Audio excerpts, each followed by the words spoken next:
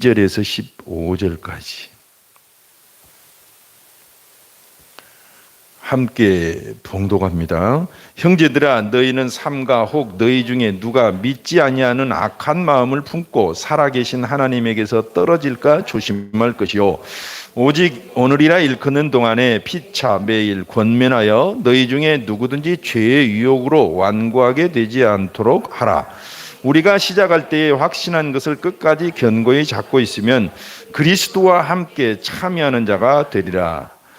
성경에 일렀으되 오늘 너희가 그의 음성을 듣거든 경노하시게 하던 것 같이 너희 마음을 완고하게 하지 말라 하였으니. 아멘. 네, 오늘 히브리서 3장 12절에서 15절까지의 말씀을 가지고 승리에 동참하라 라는 제목으로 여러분과 함께 은혜를 나눌까 합니다. 올해는 2021년도 도쿄올림픽이 있었어요. 원래 작년에 하기로 돼 있었는데 1년 미뤘습니다. 어렵사리 해냈어요. 이 올림픽에서 가장 화제가 되었던 건 양궁에서 3관왕을 차지한 안산 선수였습니다. 불과 나이가 20세인데 개인전, 단체전에서 3관왕을 얻게 됐어요. 메달이 3개인 거예요. 그래서 국가에서 주는 포상금 그리고 또 여러 단체에서 주는 포상금을 합쳐서 한 7억을 받았다고 합니다. 그리고 승용차도 제네시스 GV70을 받았대요. 여러분도 오늘부터 활 쏘세요. 그래서 전체적으로 우리나라가 금 6개로 16위를 했습니다. 이제 궁금한 건 단체전입니다. 뭐 양궁처럼 한 서너 명 하는 단체 말고 10명 또는 그 이상 하는 단체전에게도 만약에 메달을 따면 메달을 다 주느냐, 보상도 각각에 다 주느냐, 이게 궁금하죠. 그래서 찾아봤더니 예를 들면 축구 같은 경우는 피파에서 그동안 올림픽에는 18명까지 선수 명단을 받았어요. 엔트리라 해가지고. 근데 올해는 굉장히 어려운 때라고 22명을 받아줬어요. 22명의 명단을 제출한 것입니다. 그리고 월드컵은 참고로 23명이죠. 근데 이 축구 그 정한 숫자대로 IOC 올림픽위원회에서는 한 경기 어떤 단체든지 후보든 어쨌든 등록된 선수라면 한 경기라도 참여하면 메달 준대요. 와, 괜찮죠. 한 10경기 참여한 사람도 메달을 받지만 한 경기라도 참여하면 메달을 받는다. 그러니까 만약에 22명이 한 경기라도 다 경기를 했다면 22명이 다 받아요. 근데 안타깝게도 우리나라가 이번에는 그런 단체에서는 별로 따질 못했죠. 하여튼 우리나라 이 국가보상법도 대단해요. 그래서 금을 따면 6,300만 원, 은을 따면 3,500만 원, 동을 따면 2,500만 원 각각 줘요. 근데다가 남자들은 병역의무가 있잖아요. 병역의무도 하여튼 메달만 따면 다 면제해 줍니다. 그래서 이 체육요원으로 그렇게 병역 면제가 됩니다. 그러니까 한 번만 경기해도 내 팀이 승리를 하고 메달을 따면 그냥 줄줄이 다 그렇게 혜택을 받는 거예요. 참 기가 막히죠. 복음이라는 게 뭐냐 했을 때 이와 같이 예수님의 승리에 동참하는 것입니다. 그러면 모두가 다 줄줄이 다 하나님이 예수님께 주셨던 그 은혜들을 우리도 함께 공유할 수 있다는 거예요. 이 한마디로 요약이 됩니다. 그래서 오늘 본문 14절을 보면 그리스도와 함께 참여한 자가 되리라, 그런 말씀을 하셨어요. 그래서 실제로 예수님께서 이 땅에 오셔서 여러 가지 비유 말씀을 하셨는데 제일 많이 하셨던 것 중에 하나가 씨 뿌리는 비유와 천국 비유입니다. 천국은 이와 같으니 하시면서 여러 비유를 하셨는데 단연 으뜸인 것은 잔치로 비유하셨다는 거예요. 천국을. 그래서 사람들을 초청하고 거기에 믿음으로 응한 사람은 누구나 할 것 없이 다 잔치에 그 은혜들을 누리는 것입니다. 기가 막혀요. 거긴 빈부 노소 그런 게 없습니다. 남녀노소 빈부 귀천이 없이 전부 참여만 하면 그냥 잔치를 누린다는 게 천국입니다. 놀라운 거예요. 예. 왜 그렇습니까? 예수님께서 너희가 세상에서는 환난을 당하나 담대하라 내가 세상을 이기었노라. 세상에서 승리하신 자, 영적으로 승리하신 자, 마귀를 깨뜨리고 승리하신 자, 오직 이기신 승리자가 예수님이시기 때문에 그래요. 그래서 믿음이라는 건 예수님의 이름으로 그 몸에 연합되는 것입니다. 세례를 받을 때 어떻게 받아요? 물속에다 푹 집어넣으면서 당신은 예수님과 함께 죽었소. 또 푹 끄집어내면서 당신은 예수님과 함께 살았소. 그렇게 그런 의미를 깨닫게 하려고 일부러 물속에다 집어넣는 거예요. 우리 교단은 그냥 물을 뿌리기만 하는데 그냥 물에다 푹 담갔으면 좋겠어요. 그럼 좀 실감이 나잖아요. 담그든 뿌리든 상관은 없지만 그 의미는 그와 같이 예수님과 함께 죽고 예수님과 함께 산다는 뜻이거든요.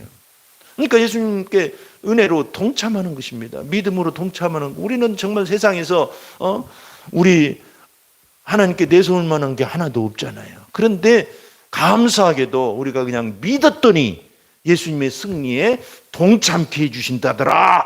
이것이 복음입니다. 그래서 전도는 뭐예요? 와서 당신들 걱정하지 마시라고. 예수님이 승리하신 것에 그냥 믿음으로 동참하세요. 그게 전도입니다. 할렐루야. 그래서 천국이 도대체 뭐냐, 어느 곳이냐, 어떤 모임이냐 생각해 보니까 천국은 위너스 클럽이에요. 이 세상에서 예수님과 더불어서 믿음의 선한 싸움을 싸우고 예수님의 그 승리에 동참한 사람들이 모여서 정말 기뻐하면서 하나님을 찬양하고 승리의 축제를 벌이는 곳이 천국이에요. 그래서 이 천국에 이 위너스 클럽에 모두가 다 동참하자는 것입니다. 물론 겨우 믿음으로 어렵게 구원받아서 겨우 천국 가는 경우도 있어요. 그렇지만 기왕 예수를 믿었으면 이제는 그 정도가 아니라 가서 정말 승리자로서 함께 기뻐하는 삶을 살자고 이 연사 외치는 것입니다. 아멘. 사실 제가 하는 주장이 아니라 성경이 그렇게 우리에게 요청하고 있습니다. 그래서 예수님의 승리에 동참하려면 어떻게 해야 되는지가 우리 이제 믿는 성도들의 인생, 나머지 인생을 살아가는 과제입니다. 예수님을 안 믿었다면 이제 믿는 것이 중요하겠죠. 믿어야 돼요. 예수님을 구주로 영접하고 그분이 나를 위해 나를 대신해 나와 함께 죽으셨다는 사실을 믿고 예수 안에서 하나님이 놀라운 은혜를 상속해 주신다는 걸 믿는 것이 참 중요해요. 만약에 여러분 중에 지금까지 그런 믿음이 없었다면 지금 이 시간, 이 순간 예수님을 영접하시길 바랍니다. 그리고 이제 예수님을 영접한 사람은 그런 걱정 안 해도 돼요. 이제 우리가 걱정해야 될 건 뭐냐면 오늘 말씀처럼 첫째로는 하나님에게서 떨어지지 않기를 걱정하면 돼요. 그런 것만 신경 쓰면 돼요. 하나님께 안 떨어져야 돼요. 우리가 아까 스포츠 얘기를 했습니다만 리더나 또는 감독이나 주장에게서 떨어져 나가면 안 되죠. 혼자 그러면 그 사람은 탈락돼요. 그런 것처럼 성경은 포도나무 비유에서 우리가 예수님을 나무로 하고 우리는 가지로서 포도나무에 잘 붙어 있어야 된다고 말합니다. 이건 너무나 중요한 원리인데 아담은 그만 이것을 망각해 버렸죠. 그래서 하나님에게서 독립해서 한번 스스로 살아보려고 그것도 사단의 꼬임에 넘어가 가지고 우리 인류가 하나님을 떠나게 된 것입니다. 하나님을 떠나면 더 자유롭고 더 풍성할 줄 알았어요. 하나님처럼 더 지혜로울 줄 알았어요. 근데 그게 아니라 인생이 더 힘들어지고 환경은 더 엉겅퀴와 가시를 내면서 삶이 팍팍해진 것입니다. 그래서 우리가 다시 믿음으로 주님께 와야 되는 것이에요. 그래서 떨어져 나갔던 나무에 가지가 다시 붙여야 되는 것입니다. 그게 예수님을 믿고 예수님과 연합하는 거예요. 그래서 기독교는 어떤 도를 닦거나 참선을 하거나 착한 일을 하라고 강조하는 게 아니라 주님께 연합하라고 말하는 것입니다. 그게 가장 과학적이고 합리적이고 그게 이성적이고 그게 믿을 만한 것 같아요. 만약에 착한 일을 하고 뭔가 막 이렇게 요가를 하고 벽 보고 이렇게 이 참선 같은 걸 해가지고 뭘 얻는다면, 천국을 얻는다면 그건 정말 불합리한 것 같아요. 오히려 그게 비과학적이에요. 진짜 과학적이고 합리적인 것은 우리 죄를 용서하시고 주님의 가족으로 다시 동참하는 것, 믿음으로 동참하는 것, 그것입니다. 그래서 에베소서 4장 15절에 보면 오직 사랑 안에서 참된 것을 하여 범사에 그에게까지 자랄지라. 그는 머리니 곧 그리스도라. 예수님은 머리세요. 우리는 그 모입니다. 그래서 다 잘 붙어 있어야 자라게 되는 거예요. 예수님께 잘 붙어 있을 때. 그래서 12절에 오늘 본문에 형제들아 너희는 삼가 혹 너희 중에 누가 믿지 아니하는 악한 마음을 품고 살아계신 하나님에게서 떨어질까 조심할 것이요. 그랬어요. 하나님께로부터 떨어지는 이유가 오늘 밝혀져 있습니다. 그것은 뭐냐면 이 믿지 아니하는 악한 마음 때문이래요. 하나님께로부터 떨어진다는 말을 한자어로 타락이라고 합니다. 타락이라는 건 떨어질 타자에다가 떨어질 낙이에요. 그래서 그 단어를 쓰는 거예요. 하나님께로부터 떨어진 것이 타락이었어요. 근데 무엇을 믿지 않았기 때문에 떨어졌습니까? 그것은 하나님의 인도와 하나님의 계획과 하나님의 징계와 하나님의 보호와 하나님의 공급, 이런 걸 잘 못 믿어가지고 그렇게 하나님을 떠난 거예요. 아담 우리 조상님도 그랬을 거 아니에요. 그죠? 하나님, 내가 생각하는 그 막 야망보다 사단이 꼬드겨서 물론 그 야망을 줬지만 이 야망을 채우지 못하실 것이다. 하나님이. 내가 한번 스스로 해보자. 그래가지고 떨어져 나갔어요. 하나님의 공급과 그 계획을 못 믿은 거죠. 그죠? 이스라엘이 왜 타락했습니까? 왜 우상에게로 그렇게 수시로 달려갔을까요? 하나님의 인도하심을, 하나님의 보호하심을 못 믿었기 때문에. 이것을 오늘 본문에 보니까 그것이 바로 악한 마음이더라 그랬어요. 악한 마음이라는 건 막 누구를 복수하고 싶은 마음도 악하겠죠. 근데 하나님 입장에서는 사실은 하나님의 공급과 하나님의 계획과 하나님의 은혜를 못 믿는 것을 악한 마음이라고 그렇게 하나님은 생각하고 계십니다. 그래서 우리는 그런 태도를 바꿔야 되죠. 하나님이 나를 공급하실 것이다. 나를 인도하실 것이다. 이게 믿음이에요. 열왕기하 7장을 보면 아람 군대가 북왕국이 이스라엘 쳐들어왔어요. 사마리아 도성을 겹겹이 싸가지고 굶어 죽게 생겼어요. 그래가지고 어떻게 했습니까? 이 고사작전을 폈는데 어느 날 그 하나님의 사람이 내일 아침에 이 모든 문제가 해결될 것이다. 너희 지금 막 먹을 것이 없어가지고 비둘기똥을 다 돈을 주면서 사 먹고 그러는데 그런 일 없을 것이다. 내일은 아주 풍성하게 먹을 것이다. 그랬더니 그 중에 왕의 장관이었던 그 경비대장이었죠. 성문을 지키던 장관이 세상에 여호와께서 하늘에 창을 내신들 어찌 이런 일이 있으랴. 그리고 빈정댔어요. 하나님의 사람이 하나님의 약속과 하나님의 구원을 얘기하는데 그럴 리가 없다는 거예요. 하나님은 인도하시고 보호하시고 공급하실 리가 없다는 것입니다. 그때 하나님의 사람이 뭐라고 말합니까? 네가 네 눈으로 보리라. 그러나 그것을 먹지는 못하리라 그랬어요. 와, 놀라운 말씀이죠. 근데 그 말씀대로 그 다음날 어떻게 됐습니까? 밖에 먹을 것이 잔뜩 쌓였다고 소식이 들어가니까 성문 안에서 물 밀듯이 밀고 나오다가 그만 그 장관을 밟아 죽게 한 것입니다. 눈앞에 그 풍요를 보고 못 먹었어요. 왜? 믿지 않았기 때문에. 그렇습니다, 여러분. 그래서 우리는 오늘날 주님의 은혜를 믿는 것이 대단히 중요합니다. 못 믿으면 눈앞에 놓고도 못 누려요. 우리 속담에 난 놓고 기역자 모른다는 말씀이 있잖아요. 우리는 다 이제 언문을 떼고 문맹률이 세계 최하로 그렇게 다 읽을 줄 알고 쓸 줄 알지만 옛날엔 그런 말을 썼죠. 그런 것처럼 하나님의 은혜도 믿음이 없으면 우리 눈앞에 와 있는데 공급하심과 보호하심이 있는데 그걸 못 봐요. 그러니까 우리가 믿어야 된다는 것입니다. 그래서 오늘 13절을 보면 오직 오늘이라 일컫는 동안에 매일 피차 권면하여 너희 중에 누구든지 죄의 유혹으로 완고하게 되지 않기를 하라 그랬어요. 오직 오늘이라 일컫는 동안 그랬어요. 이건 복음의 현재성을 뜻하는 것입니다. 은혜의 현재성, 은혜는 내일도 아니고 어제도 아니에요. 하나님의 은혜는 오늘 우리에게 지금 이 자리에 함께 하신다는 것입니다. 임마누엘 하나님이란 무슨 뜻입니까? 하나님이 우리와 함께 하심이라는 뜻입니다. 성령님을 왜 보내셨습니까?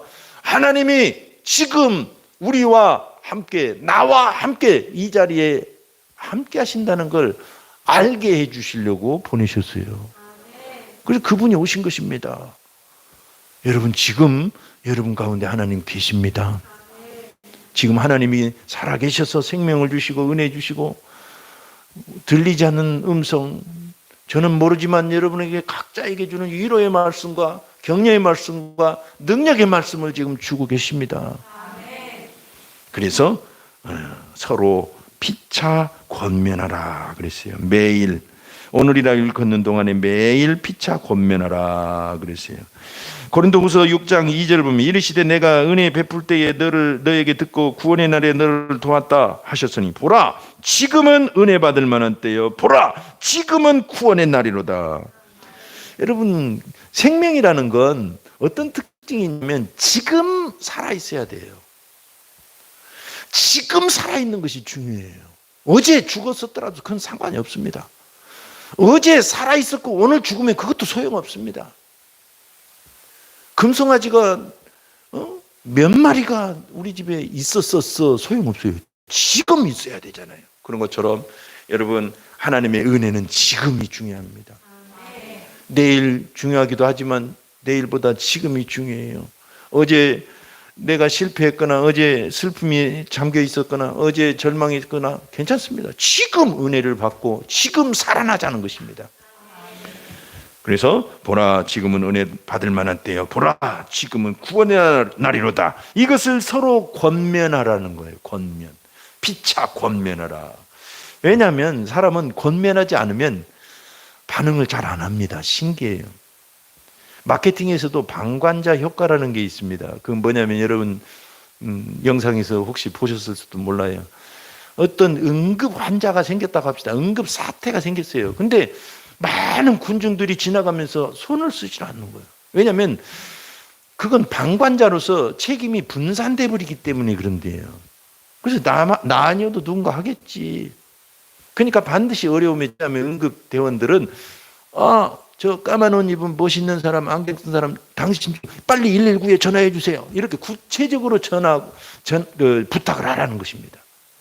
그러면 책임감을 느끼고 일사천리로 일이 된대요. 이게 방관자 효과에 나오는 얘기들입니다. 마케팅도 마찬가지예요. 내버려 두면 안 사요. 근데 권하는 거예요, 자꾸. 복음도 마찬가지입니다. 알아서 오겠지. 그런 사람 별로 없어요. 알아서 일어서겠지. 별로 없어요. 그런 분도 있긴 있지만 우리가 피차 권면하면 힘을 내는 것입니다. 그래서 우리도 사실 여의치 않을지라도 같이 믿음으로 승리하자고 서로 권면하면 우리는 믿음이 든든해지고 하나님에게서 떨어지지 않고 승리에 동참할 줄로 믿습니다. 그리고 끝까지 견고히 붙잡는 것이 중요합니다. 두 번째로, 올림픽 얘기가 나왔으니까 1992년 바르셀로나 올림픽이 있었죠. 거기에 레슬링 자유형 남자 74kg급에서 박장순 씨가 금메달을 땄어요.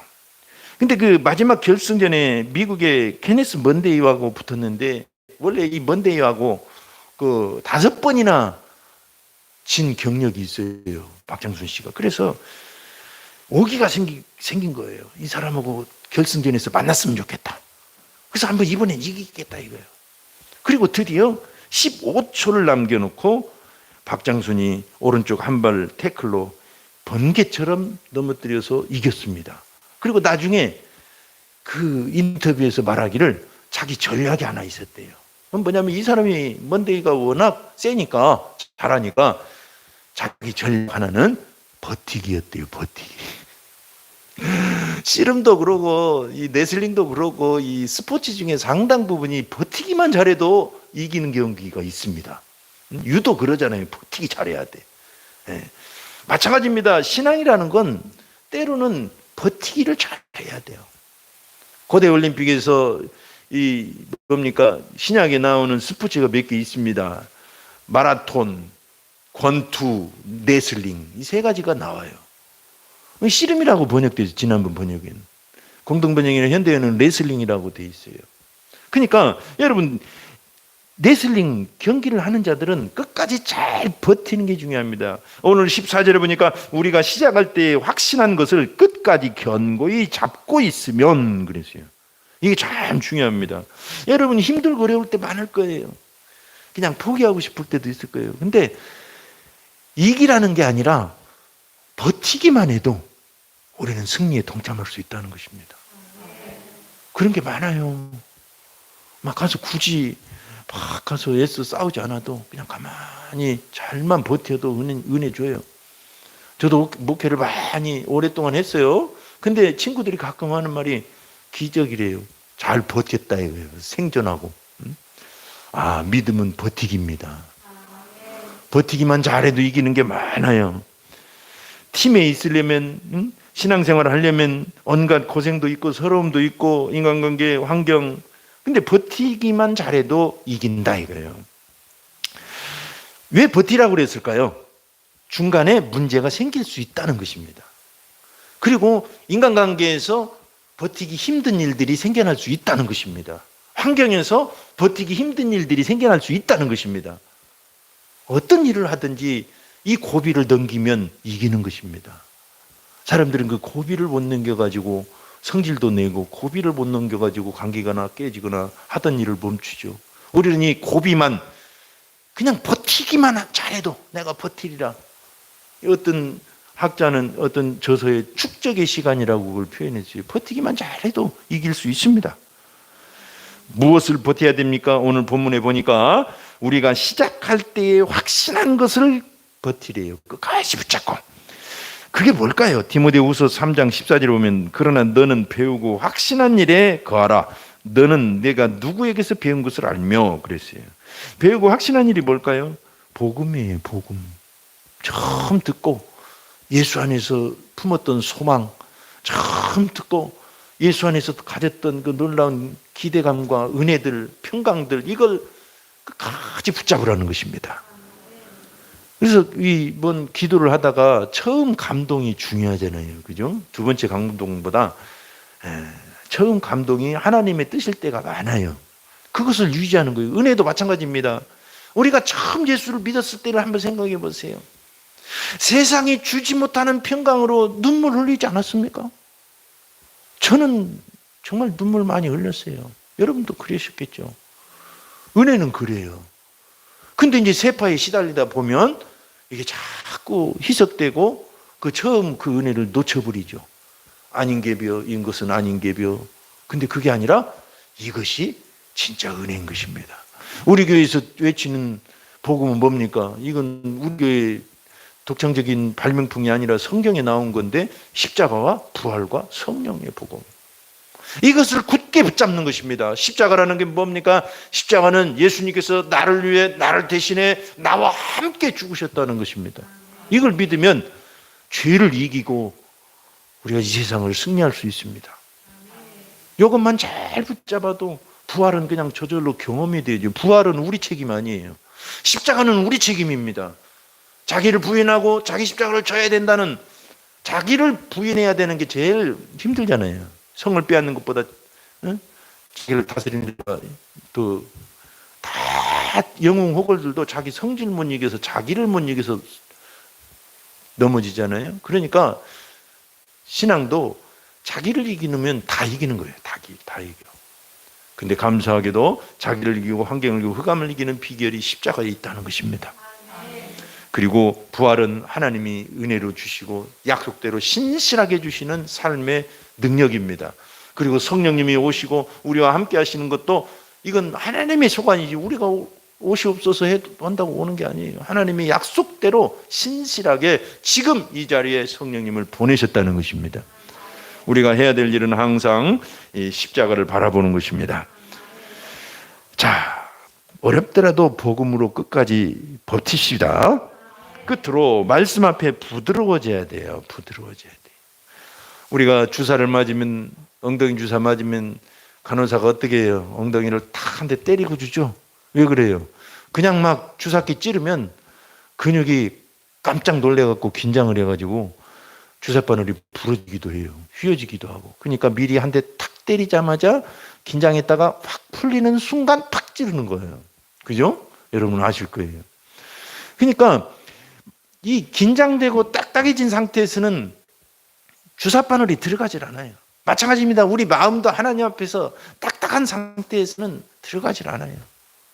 마음이 부드러워져야 들어가요. 사람은 또 고생을 하면 또 부드러워지기도 합니다. 근데 고생하기 전에 부드러운 게 지혜죠. 그죠? 하나님 앞에서. 예. 그러니까 오늘 본문의 15절에 보니까 성경에 일렀으되 오늘 너희가 그의 음성을 듣거든 경노하시게 하던 것 같이 너희 마음을 완고하게 하지 말라 하였으니, 이 완고하게 하다는 말이 뭐냐면 원어를 보니까 단단하게 하다, 이 말이 그 말이에요. 단단하게 하다, 굳히다, 고집 세다, 모질다. 이 고집과 신념을 오해하는 분들이 많아요. 고집이 세면서 나는 신념이 좋은 사람이다, 신념이 강한 사람이다, 그렇게 말해요. 제가 과거에 그런 적이 있거든요. 저희 선배 목사님이 고집이 세다는 거 저보고, 저는 신념이 센데 왜 고집이라고 하지? 근데 세월이 흘러보니까 고집이에요. 똥고집. 여러분, 이 똥고집 가지고 여러분의 신념이라고 우기지 마시길 바랍니다. 하나님 앞에서 단단하면 은혜가 들어가질 않아요. 부드러워야 은혜가 들어갑니다. 그래서 이 단단하고 완고해진 상태에 예수님은 경노하시는 것입니다. 우리는 그의 음성을 듣거든 부드러워져야 됩니다. 음성을 듣는다는 건 뭐예요? 마치 주사를, 영양제를 맞는 것처럼 하나님의 은혜가 내게 들어오는 순간입니다. 그때는 마음을 부드럽게 하는 거예요. 그래서 바울도 항상 자기를 부드럽게 하려고 애를 썼어요.